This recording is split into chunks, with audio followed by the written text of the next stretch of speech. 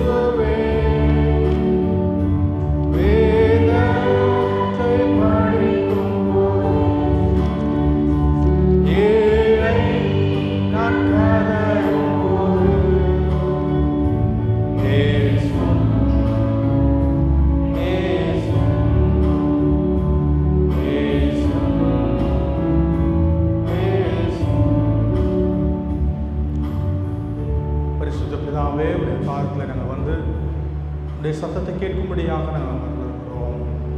கர்த்தாவே, எங்களோடு கூட பேசுங்கய்யா, எங்களை வழி நடத்துங்க ஆண்டவரே. உடைய சத்தம் எங்கள் வாழ்க்கையில் நிறைவேறும்படியாக, நாம் மகிமைப்படும்படியாக இந்த பாதங்களை தாழ்த்துகிறோம். எங்களையும் சந்தியும் எங்களுக்கும் வெளிப்படுத்தின இயேசு கிறிஸ்துவின் நாமத்தில் ஜெபிக்கிறோம் நல்ல பிதாவே, ஆமென். நாளுக்காக கொடுக்கப்பட்ட வேத பகுதி பரிசுத்த யோவான் எழுதின நற்செய்தி நூல் 21ஆம் அதிகாரம் வசனங்கள் 1 துவங்கி 14 வரை உள்ள வசனங்கள் வாசிக்கிறேன். யோவான் எழுதின நற்செய்தி நூல் 21ஆம் அதிகாரம். இவைகளுக்கு பின்பு இயேசு திபேரியா கடற்கரையிலே மறுபடியும் சீஷருக்கு தம்மை வெளிப்படுத்தின விபரமாவது, சீமோன் பேதுருவும் திதிமு எனப்பட்ட தோமாவும் கலிலேயா நாட்டில் உள்ள கானா ஊரிலே ஊரானாகிய நாத்தான்வேலும் செபதேயுவின் குமாரரும் அவருடைய சீஷர்கள் வேறு 2 பேரும் கூடியிருக்கும் போது சீமோன் பேதுரு மற்றவர்களை நோக்கி, மீன் பிடிக்கப் போகிறேன் என்றான். அதற்கு அவர்கள், நாங்களும் உடனே கூட வருகிறோம் என்றார்கள். அவர்கள் புறப்பட்டு போய் உடனே படவேறினார்கள். அந்த ராத்திரியிலே அவர்கள் ஒன்றும் பிடிக்கவில்லை. விடியற்காலமான போது இயேசு கரையிலே நின்றார். அவரை இயேசு என்று சீஷர்கள் அறியாதிருந்தார்கள். இயேசு அவர்களை நோக்கி, பிள்ளைகளே, புசிக்கிறதற்கு ஏதாகிலும் உங்களிடத்தில் உண்டா என்றார். அதற்கு அவர்கள், ஒன்றுமில்லை என்றார்கள். அப்பொழுது அவர், நீங்கள் படவுக்கு வலப்புறமாக வலையை போடுங்கள், அப்பொழுது உங்களுக்கு அகப்படும் என்றார். அப்படியே அவர்கள் போட்டு திரளான மீன்கள் அகப்பட்டதினால் அதை இழுக்க மாட்டாதிருந்தார்கள். அதனால் இயேசுவுக்கு அன்பாயிருந்த சீஷன் பேதுருவை பார்த்து, அவர் கர்த்தர் என்றார். அவர் கர்த்தர் என்று சீமோன் பேதுரு கேட்டவுடனே தன் வஸ்திரம் இல்லாதவனாய் இருந்தபடியினால் தன் மேற்சட்டையை கட்டிக்கொண்டு கடலிலே குதித்தான். மற்ற சீஷர்கள் கரைக்கு ஏறக்குறைய 200 முழ தூரத்தில் இருந்தபடியினால் படவில் இருந்து கொண்டே மீன்கள் உள்ள வலையை இழுத்து கொண்டு வந்தார்கள். அவர்கள் கரையிலே வந்திறங்கின போது கரி நெருப்பு போடப்பட்டிருக்கிறதையும் அதன் மேல் மீன் வைத்திருக்கிறதையும் அப்பத்தையும் கண்டார்கள். இயேசு அவர்களை நோக்கி, நீங்கள் இப்பொழுது பிடித்த மீன்களில் சிலவற்றை கொண்டு வாருங்கள் என்றார். சீமோன் பேதுரு படவில் ஏறி 153 பெரிய மீன்களால் நிறைந்த வலையை கரையில் இழுத்தான். இத்தனை மீன்கள் இருந்தும் வலை கிழியவில்லை. இயேசு அவர்களை நோக்கி, வாருங்கள், போஜனம் பண்ணுங்கள் என்றார். அவரை கர்த்தர் என்று சீஷர்கள் அறிந்தபடியினால் அவர்களில் ஒருவனும் நீர் யார் என்று கேட்க துணியவில்லை. அப்பொழுது இயேசு வந்து அப்பத்தையும் மீனையும் எடுத்து அவர்களுக்கு கொடுத்தார். இயேசு மரித்தோரிலிருந்து எழுந்த பின்பு தம்முடைய சீஷருக்கு அருளின தரிசனங்களில் இது 3வது தரிசனம். கிறிஸ்துவுக்குள் பிரியமானவர்களே, இயேசு கிறிஸ்து பூமியிலே நடமாடின நாட்களிலே சீஷர்களோடு கூட இருந்து அவர்களுக்கு உதவி செய்தார், அவர்களை போஷித்தார், அவர்களை வழிநடத்தினார், தேவைகளை சந்தித்தார், எல்லாவற்றையும் செய்தார். ஆனால் இப்பொழுது இயேசு கிறிஸ்து மரித்தார், காட்சி கொடுத்தார், காணாமல் போய்விட்டார். இன்றைக்கு என்னுடைய தேவைக்கு நான் என்ன செய்வது? யார் என்னை வழி நடத்துவார்? உயிர்த்தெழுந்த இயேசு கிறிஸ்து எனக்கு எப்படி உதவி செய்ய முடியும் என்ற பலவிதமான கேள்விகளோடு சீஷர்கள் இருந்தார்கள். ஆனால் அவர்கள் கடவுளுடைய வார்த்தைக்கு கீழ்ப்படிந்து ஆண்டவர் அவர்களுக்கு சொன்னார், நீங்கள் கலிலேயாவுக்கு போங்கள், நான் அங்கே உங்களை சந்திப்பேன்னு சொன்னார். கீழ்ப்படிந்து கலிலேயாவுக்கு வந்துட்டார். இயேசு கிறிஸ்து தங்களுக்கு எப்படி அவர் உதவி செய்ய முடியும்? உயிர்த்தெழுந்த இயேசு கிறிஸ்து தங்களுக்கு ஆசீர்வாதமாக இருப்பாரா? இது அவர்கள் மனதில் இருந்த ஒரு பெரிய கேள்வி, ஒரு சந்தேகம். இதுவரைக்கும் அவர்களுக்கு இருந்த நம்பிக்கை என்னவென்றால், எல்லா சூழ்நிலையும் இயேசு கிறிஸ்து கூடவே இருந்தார். யோவான் வந்து சிம்பாலிக்காக இந்த சம்பவத்தை சில காரியங்கள் நம்ம கவனிக்கும்படியாக இதை எழுதியிருக்கிறார். முதல்ல ஒரு சம்பவம் இதே மாதிரி நடந்தது நம்ம எல்லாத்துக்கும் தெரியும். லூக்கா 5ஆம் அதிகாரத்தில் இயேசு கிறிஸ்து பேதுருவையும் யோவானையும் முதல் முறையாக சந்தித்த போது அவங்க வாழ்க்கையில் ஏற்பட்ட அந்த அற்புதம் தெரியும். இதே மாதிரி தான் அதுவும் இருக்கும் இல்லை? இரவெல்லாம் மீன் பிடிச்சாங்க, ஒன்றும் கிடைக்கல. இங்கேயும் அதே தான், இரவெல்லாம் மீன் பிடிச்சாங்க, ஒன்றுமே கிடைக்கல. ஆனால் அந்த சம்பவத்துக்கும் இந்த சம்பவத்துக்கும் என்ன வித்தியாசம் கவனிச்சிங்களா? அந்த சம்பவத்தில் ஏசாமி எங்கே வலைய போட சொல்லுவார்? ஆழத்தில் வலைய தள்ளிட்டு போய் ஆழத்தில் போடுங்க பாரு. இங்கே எங்கே போட சொல்கிறாரு? வலை பக்கத்தில் போடுங்கிறாரு. அந்த சம்பவத்தில் ஏசாமி தான் கூட்டிகிட்டு போகிறாங்க, மீன் பிடிக்க போவோம் வாங்க அப்படின்னு. அங்கே அவர் தான் லீட் பண்ணி கூட்டிகிட்டு போகிறாரு. அவங்க மீன் பிடிச்சி ஒன்றும் கிடைக்காம வந்து உட்கார்ந்துருக்குறாங்க. இயேசு கிறிஸ்து பிரசங்கம் பண்ணிவிட்டு மீன் பிடிக்க அவரே அவங்கள அழைக்கிறார். ஆனால் இங்கே இவங்களே போயிட்டாங்க மீன் பிடிக்க. மூணாவது ஒரு விஷயம், அங்கே திரளான மீன்களை கண்ட உடனே பேதுரு என்ன செய்கிறான்? இயேசுவின் பாதத்தில் விழுந்து, ஆண்டவரே நான் பாவியான மனுஷன், நீங்கள் போயிடுங்க அப்படிங்கிறான். ஆனால் இங்கே அப்படியே ஆப்போசிட்டாக நடக்குது. அவன் படகுல இருந்து தண்ணிக்குள்ளே குதித்து மீனெல்லாம் விட்டுட்டு முதல்ல வந்து ஆண்டவர்கிட்ட வர்றான். அங்கே இயேசு கிறிஸ்து படகுல கூட இருந்தார். இங்கே எங்கே இருக்கிறாரு? கரையில் இருக்கிறார். படகுல கூட இருந்தார், இங்கே கரை. இதில் என்னங்க வித்தியாசம்? இதில் என்ன கவனிக்க வேண்டிய விஷயம் அப்படின்னா, ரொம்ப முக்கியமான ஒரு விஷயம் இருக்குது. சீஷர்களும் சரி, திருச்சபை ஆதி பிதாக்களும் சரி, அவங்க நினச்ச ஒரு முக்கியமான காரியம் என்னென்னா, அந்த உலக வாழ்க்கையை கடலுக்கு ஒப்பிட்டு அவர்கள் நிறைய நேரத்தில் பேசுனாங்க. அப்போ இந்த பிரயாணம், படகுல போகிற இந்த பிரயாணம் உலக வாழ்க்கைக்கு ஒப்பாக இருந்துச்சு. ஆண்டவர் முதல்ல படகுல இருந்தார், கூடவே இருந்தார். ஆனால் இப்போ ஆண்டவர் எங்கே இருக்கிறாரு? அவர் போய் கரை சேர்ந்துட்டார், இவங்க கடலில் தான் இருக்கிறாங்க. அங்கே கூடவே இருந்தார், அதனால் அவங்களுக்கு ஒரு தைரியம் இருந்துச்சு. இப்போ ஏசாமி கூட இல்லை, அவரால் என்ன செய்ய முடியும் அப்படின்னு அவங்க யோசிக்கிற ஒரு சூழ்நிலையில் இயேசு கிறிஸ்து இப்பவும் கூட தான் இருந்தார். இவங்களுடைய சூழ்நிலையை கவனிச்சுட்டு தான் இருந்தார். இவங்களுடைய போராட்டத்தை பார்த்துட்டு தான் இருந்தார். அவங்களுக்கு உதவி செய்ய ஆயத்தமாக தான் இருந்தார். அவர்களுக்கு உதவி செய்ய வல்லவராகவும் இருந்தார். கூட இருந்து டைரக்ட் பண்ணார். இப்போ கரையில் இருந்து டைரக்ட் பண்ணார். என்ன சொல்ல விரும்புகிறார் யோவான்? உயிர்த்தெழுந்த இயேசு கிறிஸ்து பரலோகத்தில் இருந்தாலும் உன் கூட இருந்தாலும் ரெண்டும் ஒன்று தான்பா. கூட இருந்து எப்படி உன்னை டைரக்ட் பண்ணாரோ அதே மாதிரி அங்கேருந்து உன்னைய டைரக்ட் பண்ணுவார். உன் தேவையை சந்திப்பார். அன்னைக்கு ஒன்றுமே இல்லை அப்படின்னு ஒரு பெரிய ஏமாற்றத்தோடு சோர்ந்து போயிருந்த சீஷர்களுக்கு எப்படி அற்புதம் செய்தாரோ அதே போல் இப்பவும் அற்புதம் செய்கிறார். அப்போ கூட படகுல இல்லையே நீ கவலைப்பட வேண்டாம். அவர் படகுல இருந்தாலும் அற்புதம் செய்வார். அவர் கரையில் இருந்தாலும் அற்புதம் செய்வார். உன்னுடைய தேவைகளை அவர் அறிந்திருக்கிறார், அவர் உனக்கு உதவி செய்வார் என்று சொல்லுகிறார். இந்த சம்பவத்தில் கவனிக்க வேண்டிய நிறைய காரியங்கள் உண்டு. இங்கே அவங்கெல்லாம் படவை ஏறி மீன் பிடிக்க போகிறாங்க. இயேசு கிறிஸ்து விடியற்காலமான போது 4ஆம் வசனத்தில் பார்க்குறோம், இயேசு கரையிலே நின்றார், அவரை இயேசு என்று சீஷர்கள் அறியாதிருந்தார்கள். இந்த வார்த்தை உயிர்த்தெழுந்த இயேசு கிறிஸ்துவுக்கு அதிகமாக பயன்படுத்தப்பட்டிருக்க ஒரு வார்த்தை. இயேசு கிறிஸ்து உயிர்த்தெழுந்த பிறகு சீஷர்களுக்கு இருந்த ஒரு பெரிய டிஃபிகல்ட்டி என்னன்னா, இவர் இயேசுன்னு தெரியல, இவர் இயேசுன்னு தெரிஞ்சுக்கிட்டாங்க. ரெண்டுமே நடக்குது. அவரை பார்த்துட்டு இயேசுன்னு முதல்ல தெரியல, கூடவே பேசிட்டு போகிறாங்க, இயேசுன்னு தெரியாமலே பேசிட்டு போகிறாங்க. அப்போ திடீர்னு இயேசுன்னு கண்டுபிடிச்சிடுறாங்க. அப்போ உயிர்த்தெழுந்த இயேசு கிறிஸ்துவ முகத்தை வச்சு இவங்களால அடையாளம் கண்டுபிடிக்க முடியலை. அப்போ எப்படி அடையாளம் கண்டுபிடிக்கிறது? கண்டுபிடிச்சாங்க அப்படின்னா, நம்ம வேதத்தில் ஒவ்வொரு சம்பவத்திலையும் ஒவ்வொரு காரியத்தை நம்ம கவனிக்கிறோம். இயேசு கிறிஸ்து லூக்கான சுவிசேஷம் திருப்ப வேண்டாம், நீங்கள் பிறகு வீட்டில் போய் வாசிச்சு பாருங்க. அங்கே கூடவே பேசிட்டு போகிறார் எம்மாவூருக்கு போகிற சீஷர்களோடு கூட. அவர் இயேசுன்னு தெரியாமலே இயேசுவை பற்றி அவர்கிட்டயே சொல்லிட்டு இருக்கிறாங்க. இயேசு கிறிஸ்து என்ன செய்கிறாரு? தான் கிறிஸ்து என்பதை 2 காரியத்தின் மூலமாக காமிச்சார். ஒன்று, வசனத்தை அவங்களுக்கு விளங்க வச்சார். அதன் மூலம் அவங்க இருதயமெல்லாம் கொழுந்து விட்டு எரிந்தது.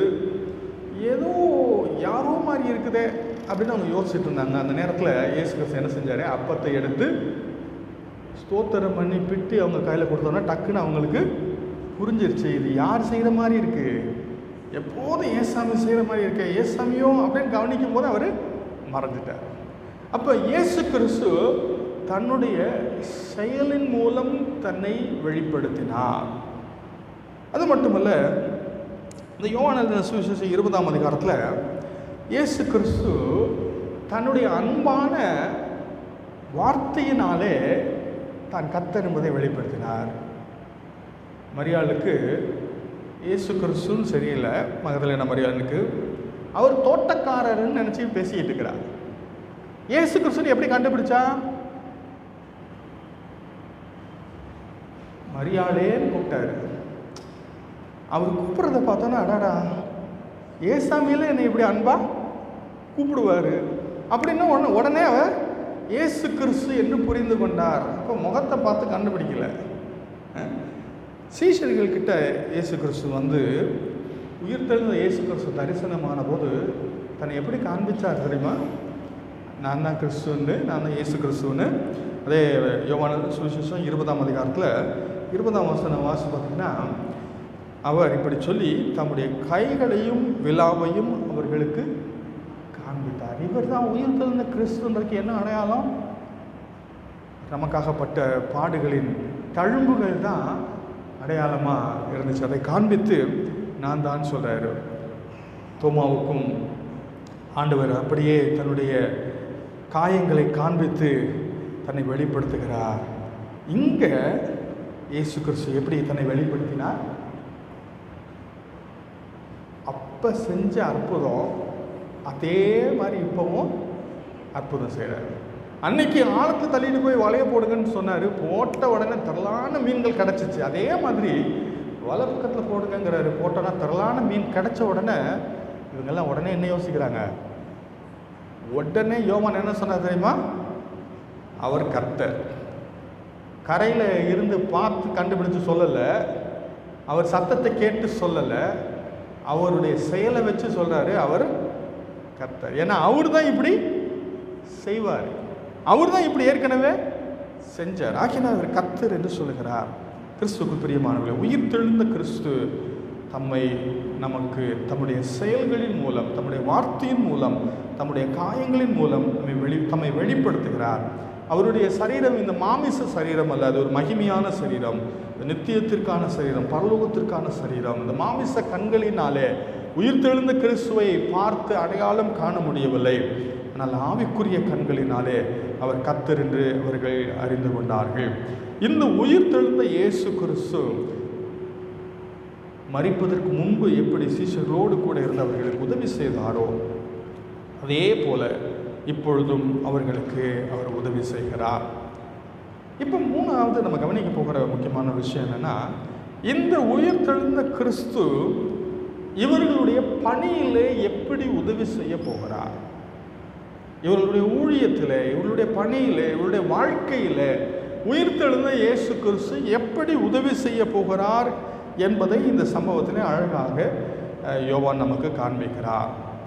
இவங்க இரவெல்லாம் மீன் பிடிக்கிறாங்க, முயற்சி செய்கிறாங்க, ஒன்றுமே கிடைக்கல. நிறைய நேரத்தில் நம்முடைய சொந்த முயற்சி தோற்று போகும்போது ஆண்டவர் நமக்கு உதவி செய்ய ஆயத்தமாக இருக்கிறார். அவர் சொன்னார் சீஷர்கள்கிட்ட, என்னை அல்லாமல் உங்களால் ஒன்றும் செய்ய கூடாது. அதை நிரூபிக்க வேண்டிய நேரம் அவங்க வாழ்க்கையில் வந்துடுச்சு.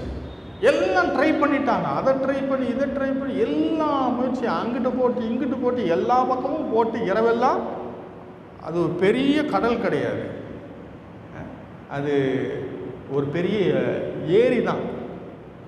ஆனால் கலிலேயா கடல் என்று சொல்லுவது வழக்கம். இந்த கடலில் கவனிக்க வேண்டிய விஷயம் என்னென்னா, எல்லா கரையையும் பார்க்கலாம். பெரிய கண்ணு கெட்டும் தூரம் வரைக்கும் தண்ணி இருக்கிற ஒரு பெரிய ஏரி. இந்த ஏரியில் கொஞ்சம் தூரம் போனால் அந்த கரை வந்துடும், இங்கிட்டு வந்தால் இந்த கரை வந்துடும். கடலுக்கு நம்ம அப்படி போக முடியாது, இது ஏரி தான், பெரிய ஏரி. ஆனால் இந்த கடலில் இரவெல்லாம் அவங்க எங்கே போடாமல் இருந்திருப்பாங்க, வலையை வளைச்சி வளைச்சி முழுக்க எல்லா பக்கமும் போட்டு அங்கிட்டு இங்கிட்டு எல்லா பக்கமும் போட்டு முடிச்சிட்டாங்க. ஒன்றுமில்லை. மாமிச முயற்சி நமக்கு உதவி செய்யாது. மாமிச பலத்தினால் கிறிஸ்துவுக்கு சேவை செய்ய முடியாது. நல்லவர்கள் கிறிஸ்துவுக்கு சேவை செய்ய முடியாது. விசுவாசிகள் மட்டுமே கிறிஸ்துவுக்கு சேவை செய்ய முடியும். நான் நல்லவனாக இருப்பதனாலே ஆண்டவருக்கு பணி செய்ய முடியாது. நான் ஆண்டவர் மேல் நம்பிக்கை வைத்திருப்பதனால தான் நான் ஆண்டவருக்கு பணி செய்ய முடியும். ரெண்டாவதாக இங்கே நடந்த ஒரு விஷயம், இயேசு கிறிஸ்து அவங்களை பார்த்து கேட்குறாரு, பிள்ளைகளே உங்களிடத்தில் என்ன இருக்குதுன்னு கேட்குறாரு. புசிக்கிறதற்கு ஏதாகிலும் உண்டா? ஏன் கேட்டார் தெரியாதா அவருக்கு? இவங்க இரவெல்லாம் கஷ்டப்பட்டதை அவர் பார்க்கலையா? ட்ரை பண்ணி ஒன்றுமே ஆப்பிடலைன்றது அவருக்கு தெரியாதா? தெரியும், தெரியும். ஆனால் ஆண்டவர் என்ன எதிர்பார்க்குறாரு அவங்கக்கிட்ட? அவங்களுடைய இயலாமையை ஒத்துக்கொள்ள வேண்டும் என்று ஆண்டவர் விரும்பினார். அதனால தான் கேட்குறாருப்பா, இவ்வளோ ட்ரை பண்ணிங்களே, என்ன பிடிச்சிங்க, என்ன உங்கள்கிட்ட இருக்குது அப்படின்னு கேட்டார். அவங்க சொன்னாங்க, ஒன்றுமே இல்லை ஆண்டவரே, ஒன்றும் இல்லை. 5ஆம் வசனத்தில் அவங்க சொன்னாங்க, ஒன்றும் இல்லை. நம்ம வாழ்க்கையில் நம்ம கவனிக்க வேண்டிய ஒரு விஷயம், நம்முடைய இயலாமையையும் நம்முடைய இல்லாமையும் தேவனுடைய சமூகத்தில் நாம் ஒத்துக்கொள்ள வேண்டும். ஆண்டவரே, என்னுடைய முயற்சிகள் பயனளிக்கவில்லை, என்னுடைய பிரயாசங்கள் உதவி செய்யவில்லை என்பதை தேவனுடைய சமூகத்தில் ஒத்துக்கொள்ள வேண்டும். ஒருவேளை நம்முடைய வாழ்க்கையினுடைய சூழ்நிலையாக இருக்கலாம், ஆண்டவருக்காக நாம் செயல்படுகிற பணியிலாக இருக்கலாம். நம்முடைய முயற்சியினாலே, நம்முடைய பிரயாசத்தினாலே நாம் ஒன்றையும் சாதித்து விட முடியாது. ஆண்டவர் மேல் நம்பிக்கை வைத்திருக்க வேண்டும். அதனால் இவங்க ஆண்டவர் மேலே நம்பிக்கை வச்சுட்டு சும்மா இருந்திருக்கணுமா? சும்மா இருந்தாங்களா அப்படின்னா அதுவும் இல்லை. இவங்க என்ன செய்கிறாங்க, வலையை போட்டுக்கிட்டே தான் இருந்தாங்க. இப்போ இயேசு கிறிஸ்து வந்த பிறகு வலையை போட வேணான்னு சொன்னாரா?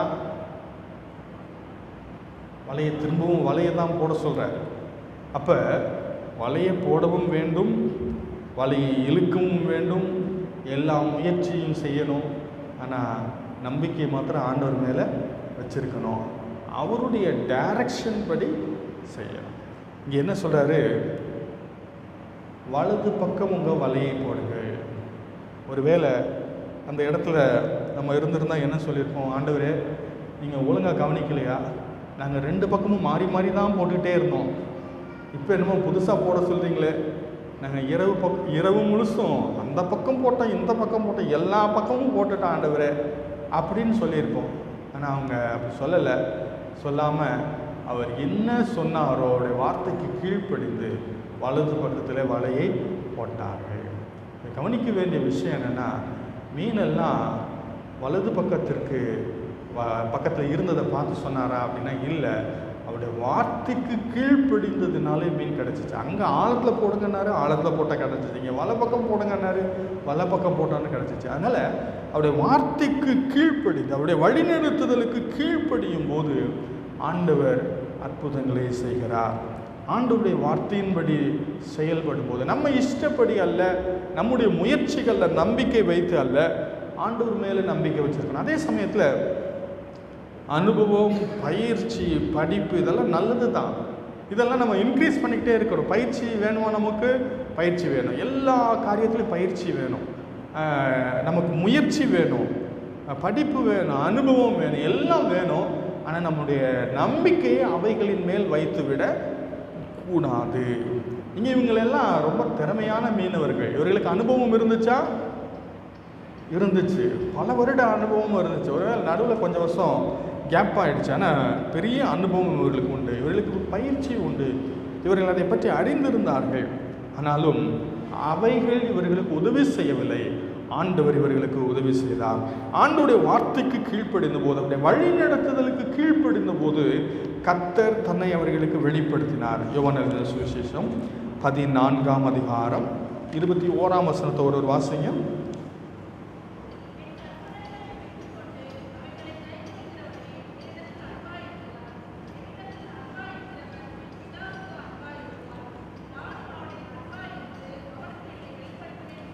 இங்கே ஆண்டவர் ஒரு வாக்கு பண்ணியிருக்கிறார். என்ன வாக்கு பண்ணியிருக்கிறார்? என் கற்பனைகளை பெற்றுக்கொண்டு அவைகளை கை கொள்ளுகிறவனே என்னிடத்தில் அன்பாய் இருக்கிறான். ஆண்டவரை நேசித்து அவருடைய வார்த்தைக்கு கீழ்ப்படிஞ்சா ஆண்டவர் என்ன சொல்கிறாரு? நானும் அவனில் அன்பாய் இருந்து அவனுக்கு என்னை வெளிப்படுத்துவேன். ரொம்ப முக்கியமான விஷயம். இது ஒரு ப்ராமிஸ். இது யோவானுக்கு கொடுத்த ப்ராமிஸ் கிடையாது, பேதுருவுக்கு கொடுத்த ப்ராமிஸ் கிடையாது. இது நமக்கு ஆண்டவர் கொடுத்த ப்ராமிஸ். ஆண்டவர் நமக்கும் தம்மை வெளிப்படுத்துவார். எங்கே வெளிப்படுத்துவார்? நம்ம வேலையில் வெளிப்படுத்துவார், நம்முடைய பணியில், நம்முடைய ஊழியத்தில் வெளிப்படுத்துவார், நம்முடைய தேவைகளில் தம்மை வெளிப்படுத்துவார். ஆலோசனைக்காக நாம் அவரை நோக்கி பார்க்கும்போது அவர் தம்மை வெளிப்படுத்துவார். ஆனால் ஆண்டவர் நம்மக்கிட்ட எதிர்பார்க்குற விஷயம் என்னென்னா, நம்ம அவரில் அன்பு கூர்ந்து அவருடைய வார்த்தைக்கு கீழ்ப்படிஞ்சிருக்கணும். இங்கே அவர் சொல்கிற முக்கியமான கண்டிஷன் அதுதான். 21ஆம் வசனத்தில் கண்டிஷன் என்ன, நிபந்தனை என்ன? யார்கிட்ட அவர் அன்பாக இருப்பார், யாருக்கு அவர் தன்னை வெளிப்படுத்துவார்? என் கற்பனைகளை பெற்றுக்கொண்டு அவைகளை கை கொள்ளுகிறவனே என்னிடத்தில் அன்பாக இருக்கிறான், என்னிடத்தில் அன்பாக இருக்கிறவன் என் பிதாவுக்கு அன்பாக இருப்பான், நானும் அவனில் அன்பாக இருந்து அவனுக்கு என்னை வெளிப்படுத்துவேன். ஆகையினாலே ஆண்டவர் இங்கே அன்பாக இருந்து சீஷர்களுக்கு தம்மை வெளிப்படுத்தினார். வலையை போடுறாங்க, போட்ட உடனே திரளான மீன்கள் கிடைக்குது. திரளான மீன்கள் அகப்பட்டதுனால அதை இழுக்க மாட்டாமல் கஷ்டப்பட்டு இழுக்கிறாங்க. இதை பார்த்த உடனே இயேசுவுக்கு அன்பாயிருந்த சீஷன் பேதுருவை நோக்கி அவர் கர்த்தர் என்றான். அவர் கரையில் இருக்கிறாரு. இது வரைக்கும் சத்தத்தை தான் கேட்டாங்க. ஒருவேளை பார்த்து இருக்கலாம், தூரம் ஒன்று, பக்கத்தில் இருந்து பார்த்தாலும் உயிர்த்தெழுந்த கிறிஸ்து அவங்களால ரெக்கக்னைஸ் பண்ண முடியல. ஒருவேளை இருள், பனிமூட்டம், பல காரணங்களால கரெக்டாக ஐடென்டிஃபை பண்ண முடியாமல் இருந்திருக்கலாம். சத்தத்தை தான் கேட்டாங்க. ஆனால் நடந்த அற்புதத்தை பார்த்த உடனே இப்போ அவர் யாருன்னு பார்க்க வேண்டிய அவசியமே இல்லை. யோவான் கரெக்டாக சொல்கிறார், அவர் யாராக தான் இருக்கணும், கர்த்தராக தான் இருக்கணும். அவர் சொன்ன ஆலோசனைக்கு கீழ்ப்படிஞ்சு செஞ்சால் அற்புதம் நடந்ததுக்கு காரணம் அவர் தான் இவைகளெல்லாம் செய்ய முடியும். நம்ம வாழ்க்கையில் கூட நடக்கிற அற்புதங்கள் எல்லாவற்றிற்கும் காரணர் அவர் என்று நாம் கண்டு கொள்ள வேண்டும், நாம் அறிக்கை செய்ய வேண்டும். அதற்கு அவர் மட்டும்தான் காரணமாக இருக்க முடியும். ஆகையினால ஆசீர்வாதத்திற்கு அவரே காரணராக இருக்க முடியும் என்பதை நாம் எப்போதும் அறிந்திருக்க வேண்டும். ஆண்டவருக்காக பணியாற்றுவதற்கு ரொம்ப முக்கியமான ஒரு விஷயம் ஆண்டவரோடு உள்ள சீரான உறவு, ஐக்கியம். பேதுரு என்ன செய்கிறான், உடனே பெரிய மீன் பிடிச்சிட்டாங்க, நிறைய மீன்கள் பிடிச்சிட்டாங்க. இப்போ நிறைய ஒர்க் இருக்குது அவங்களுக்கு. என்ன ஒர்க் இருக்குது? மீனை பிடிச்சி எல்லாம் கஷ்டப்பட்டு இழுத்து தூக்கி கப்பலில் படகுல போட்டு அதை எண்ணி பிரித்து சுத்தம் பண்ணி எக்கச்சக்கமான வேலை இருக்குது. ஆனால் இப்போ மீனை விட்டுட்டு இவன் கடலில் போச்சு எங்கே போயிட்டான்? ஆண்டவர்கிட்ட போயிட்டான். ஏன்னா அவர் கர்த்தர்னு தெரிஞ்ச உடனே இப்போ இவனுக்கு எதுவும் முக்கியம் இல்லை, மீன் முக்கியம் இல்லை. இப்போ அவரை பார்த்த உடனே எல்லாத்தையும் போட்டு, ஏன்னா ஏற்கனவே வலைய மீனெல்லாம் விட்டுட்டு போனவன் தானே அவன். அதனால் இப்போ இயேசுவை கண்ட உடனே திரும்ப எல்லாத்தையும் விட்டு அவர் பின்னே அவன் போனான். யாரோ ஒருத்தர் அந்த கூட்டத்தில், அது யாருன்னு தெரில, இருந்து வழக்கமாக செய்கிற மாதிரி ஒவ்வொரு மீனாக எண்ணியெல்லாம் கணக்கு சொல்லியிருக்கிறாங்க. ஆனால் பேதருக்கு அதில் இன்ட்ரெஸ்ட் இல்லை. எத்தனை மீன் இருந்துச்சுன்றலாம் தெரிஞ்சுக்கிறதுக்கு பேதருக்கு ஆர்வம் இல்லை. அவனுக்கு என்ன முக்கியம்? இப்போ அவன் ஆண்டவரை பார்க்கணும். ஆண்டவர்னு தெரிஞ்சுக்கிட்ட பிறகு அவனுக்கு இங்கே மீன்கிட்ட என்ன வேலை, போட்டில் என்ன வேலை, உடனே இறங்கினான். அவன் ஆண்டவர்கிட்ட போனான். கிறிஸ்துவுக்குள் பிரியமானவர்களே, அவருடைய பணியை விட அவருடைய பாதமே முக்கியம் என்பதை பேதுரு நமக்கு காண்பிக்கிறார். ஒருவேளை நம்முடைய பணியில், நம்முடைய வாழ்வில் பல காரியங்கள் நமக்கு பிரியமான காரியங்கள், ஆசீர்வாதமான காரியங்கள் இருக்கலாம், ஆண்டவர் கொடுத்த காரியங்கள் இருக்கலாம். அவைகள் எல்லாவற்றையும் விட ஆண்டவருடைய பாதத்தில் இருப்பதே மிக மிக முக்கியத்துவம் வாய்ந்தது. கடைசியாக இந்த பகுதியில் நம்ம பார்க்குற ஒரு அற்புதமான விஷயம் என்னென்னா, கரைக்கு வராங்க. கரைக்கு வந்து அப்போது அவங்க பார்த்த ஒரு விஷயம், 9ஆம் வசனம் பாருங்கள். அவர்கள் கரையில் வந்து இறங்கின போது கரி நெருப்பு போட்டிருக்கிறதையும் அதன் மேல் மீன் வைத்திருக்கிறதையும் அப்பத்தையும் கண்டார்கள். என்ன நடக்குதுங்க? கரையில் கரி நெருப்பு போட்டு அதில் அப்பமும் மீனும் சுட்டு வச்சிருக்கிறது யாரு? இயேசு கிறிஸ்து. சீஷர்களுக்காக ரொம்ப டயர்டாயிட்டாங்க. இரவெல்லாம் போட்டு ஒன்று சரீரத்துலேயும் சோர்ந்து போயிட்டாங்க, மனசளவுலையும் சோர்ந்து போய் ரொம்ப டயர்டாக இருக்கிறாங்க. இப்போ இவங்களுக்கு என்ன வேணும்? நல்ல சாப்பாடு உங்களுக்கு வேணும். ஆகையினால கரைக்கு வந்தோடனேயே சாப்பாடு அங்கே ரெடியாக சமைச்சு வச்சது யாரு? இயேசு கிறிஸ்து. உயிர்த்தெழுந்த இயேசு கிறிஸ்து சீஷர்களுக்கு உணவை ஆயத்தப்படுத்தி வைத்திருந்த அவங்களை கூப்பிட்டு சொல்றாரு, வாங்க சாப்பிடலாம், உங்களுக்கான ஆகாரம் ஆயத்தமாக இருக்கிறது. 12ஆம் வசனத்தை பாருங்க. இயேசு அவர்களை நோக்கி, வாருங்கள் போஜனம் பண்ணுங்கள், come and have your breakfast. ஆண்டவர் அவர்களை அழைத்து அவர்களுக்கு உணவளிக்கிறார். யாரை மாதிரி இருக்குது இதை பார்த்தா? நமக்கு நம்ம வீட்டில் அம்மா ஞாபகம் வருது இல்லை? நம்முடைய தாயார்னா நம்ம பற்றி ரொம்ப கரிசனையோடு பார்த்து நமக்காக சமையல் பண்ணுவாங்க. நமக்கு உடல் நலனுக்கு ஏற்ற நல்ல ஆகாரத்தை, ருசியான மட்டுமல்ல, நம்முடைய உடல் நலனுக்கு ஏற்ற ஒரு நல்ல ஆகாரத்தை சமைத்து இங்கே ஆண்டவர் கொடுத்திருந்தார். ஆண்டவர் உணவளிக்கிறவர்.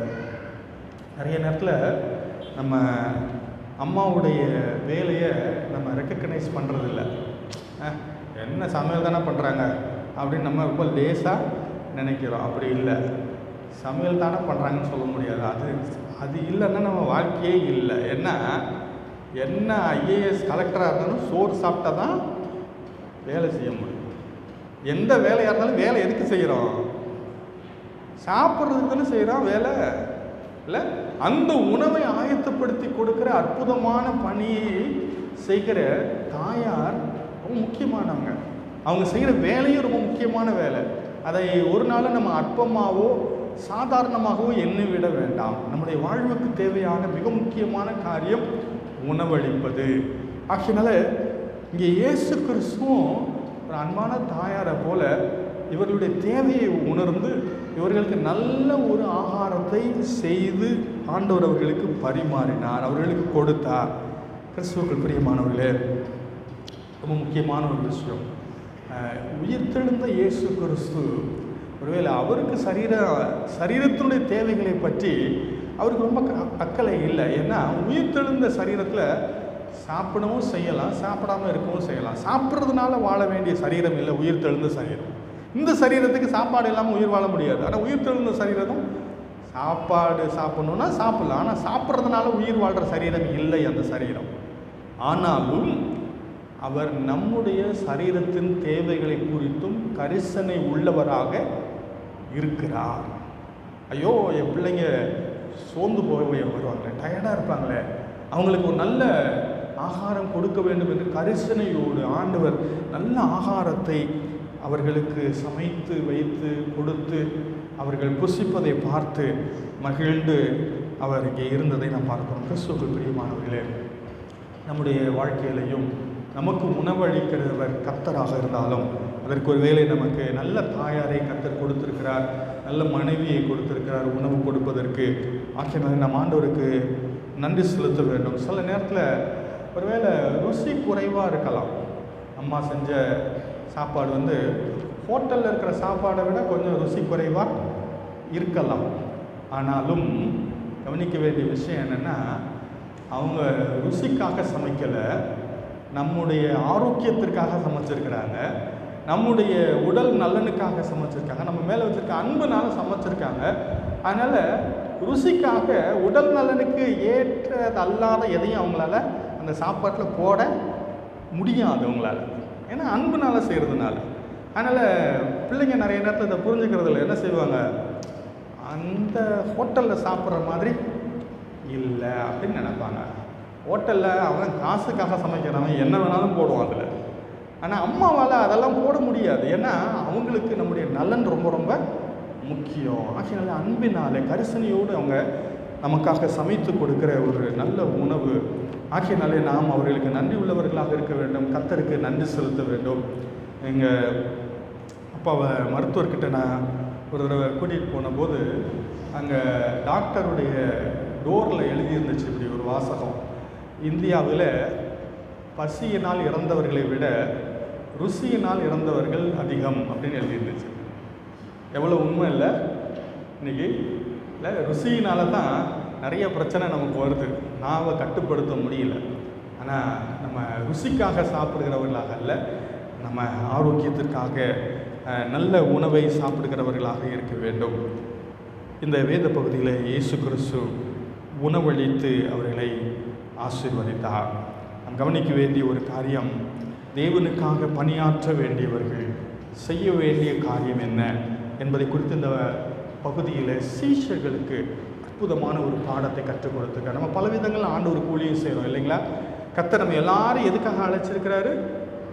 ஊழியம் செய்ய அழைத்திருக்கிறார். சிலர் எஸ்பிஎஸ்ல டீச் பண்ண போகிறீங்க, பாட்டு சொல்லித்தர போகிறீங்க, பல விதங்களில் ஊழியம் செய்கிறோம்.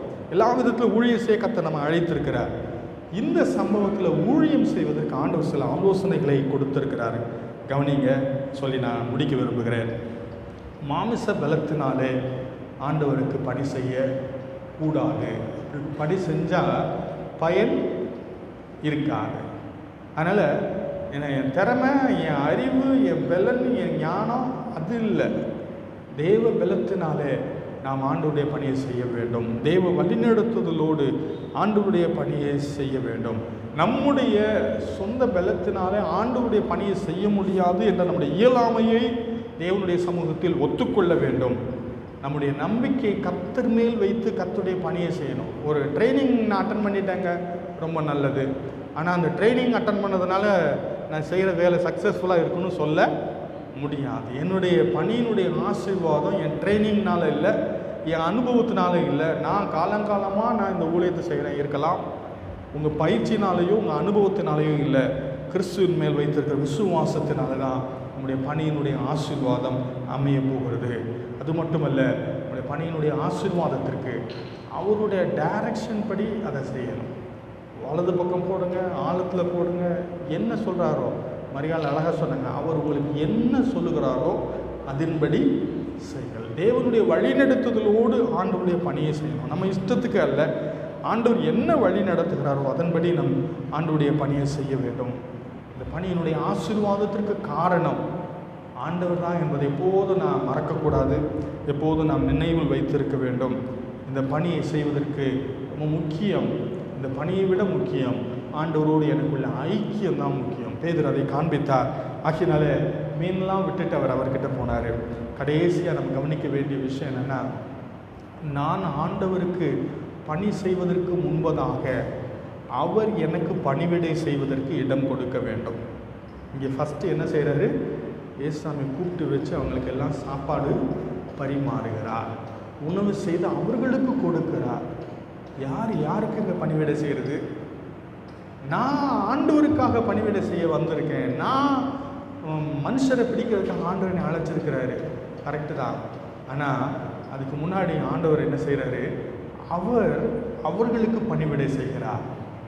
அந்த ஆண்டவர் கொடுத்த ஆகாரத்தையும் ஆண்டவர் கொடுத்த ஆதரவையும் ஐக்கியத்தையும் பெற்றுக்கொண்டவர்களாக இப்பொழுது ஆண்டவருக்காக பணி செய்ய அவர்கள் புறப்பட்டு போனார்கள். கிறிஸ்துவுக்கு பிரியமானவர்களே, நம்முடைய வாழ்க்கையிலும் தெய்வ பலத்தோடு, தேவன் மேல் வைத்திருக்கிற விசுவாசத்தோடு, தேவனுடைய கரத்திலிருந்து பெற்றுக்கொண்ட ஆசீர்வாதத்தோடு, தேவனோடு உள்ள ஐக்கியத்தோடு, தேவனுடைய வார்த்தைக்கு கீழ்ப்படுதலோடு தேவனுடைய பணியை செய்து நாம் ஆசீர்வதிக்கப்படுவதற்கு கர்த்தர் நமக்கு கிருபை செய்வாராக.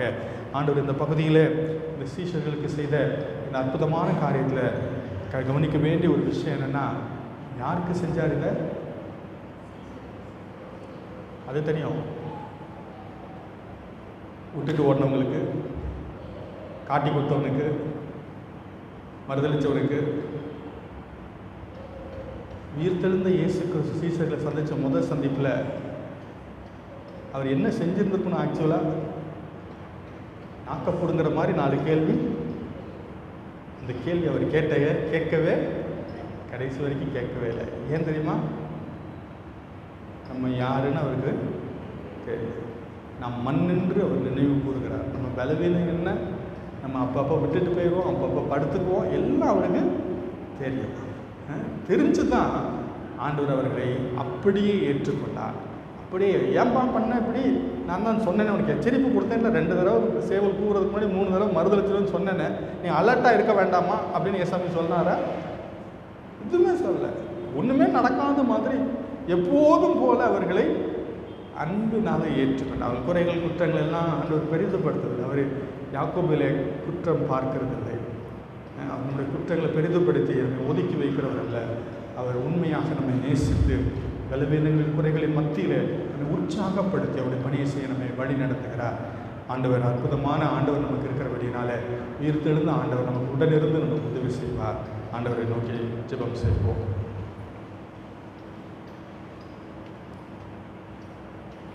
பரிசுத்த பிதாவே, அவருடைய பாதத்தை நாங்கள் வந்து உங்களை நோக்கி பார்க்கிறோம். ஆண்டவரே, என்னுடைய மனுஷீக இயல்பினாலே அநேக நேரங்களிலே நாங்கள் மறுதளித்து விடுகிறோம், பின்மாற்றத்தில் போய்விடுகிறோம், கீழ்ப்படியாமல் செயல்படுகிறோம், பழைய காரியங்களுக்கு போய்விடுகிறோம். கர்த்தாவே, கிருபையாய் எங்களிடத்தில் பொறுமையாயிருந்து எங்களை பலப்படுத்தி, எங்களை தூக்கி எடுத்து, எங்களை ஆசீர்வதித்து, எங்களை தட்டி கொடுத்து, எங்களை அரவணைத்து, எங்களுக்கு உணவளித்து, எங்களுடைய குறைகளின் மத்தியிலும் எங்களுடைய பலவீனங்களின் மத்தியிலும் ஆண்டவரே எங்களை அதிசயமாக எங்களை நடத்துகிறேன். உங்களுக்கு ஸ்தோத்திரம் ஆண்டவரே, ஸ்தோத்திரம். பாராட்டி நம்முடைய கிருபைகளுக்காக நாங்கள் நன்றி செலுத்துகிறோம். நீர் கப்பலில் இருக்கும்போது மட்டுமல்ல, கடையில் இருக்கும்போதும் நீர் வழி நடத்துகிறேன் ஆண்டவரே. உடன் இருக்கும்போது மட்டுமல்ல, பரலோகத்தில் இருக்கும்போதும் கர்த்தாவே எங்களுடைய தேவைகளை நீர் சந்திக்கிறீர் ஆண்டவரே. எங்களுடைய வயிற்றினுடைய தேவை என்ன என்பது உமக்கு தெரியும். எங்களுடைய சரீரத்தினுடைய பாடுகள் என்னது என்பது உமக்கு தெரியும். ஆவியில் எங்களுக்கு இருக்கிற சோர்வு, போராட்டம் என்னது என்பதை நீர் அறிவேன். எல்லாவற்றையும் அறிந்து கர்த்தாவே நிலைமைகளை மாற்றுப்படுத்த, எங்களை உற்சாகப்படுத்த, எங்களை உயிர்ப்பிக்க, எங்களை உணவளிக்க ஆண்டவரே நீர் நல்லவரும் போதுமானவருமாக இருப்பதற்காக ஸ்தோத்திரம் சொல்கிறோம். உயிர்த்தெழுந்த இயேசு கிறிஸ்து ஆண்டவரே, உடைய மாறாத அன்பை எங்களுக்கு வெளிப்படுத்தி எங்களை உற்சாகப்படுத்தி எங்களை நடத்துவதற்காக ஸ்தோத்திரம் செலுத்துகிறோம். நாம் மாத்திரம் மகிமைப்படட்டும். துதிக்கிற மகிமை எல்லாவற்றும் கேட்டுக்கிறோம். உங்கள் குறைகள் குற்றங்களை பெரிதுபடுத்தாமல் அவர்களை மன்னித்து ஆண்டவரை எங்களை ஏற்றுக்கொண்டு எங்களை ஆசீர்வதித்து வழிநடத்துவதற்காக ஸ்தோத்திரம். இயேசு கிறிஸ்துவின் நாமத்தில் ஜெபிக்கிறோம் நல்ல பிதாவே, ஆமென்.